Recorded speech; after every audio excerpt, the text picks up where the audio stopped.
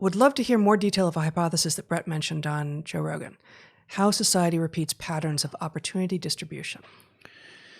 What I said was it projects them into the future. So, for example, if you have a population, if black folks accumulate in one part of town for various reasons, right? Because they've been frozen out of economic opportunity and the houses in that part of town are more affordable, something like that. You just have people accumulate. As we know, neighborhoods do tend to accumulate different ethnicities and all. You have that. And then you have redlining, right? And that redlining creates a viscosity, an economic viscosity that prevents the accumulation of further wealth.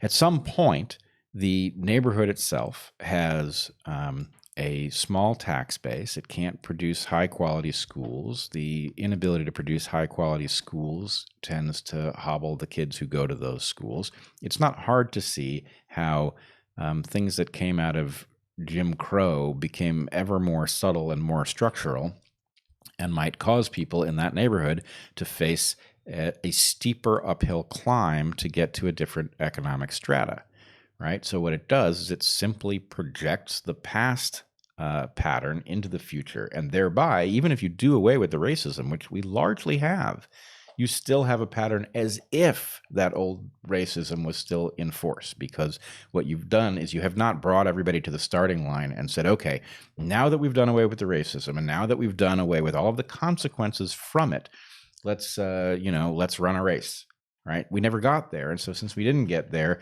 we can now turn a blind eye and say, well, we did away with the racism. Everything else must be the result of innate differences, which it just isn't. I mean, that's not to say innate differences might not explain some of it, but we don't know that it does because we haven't seen the experiment run.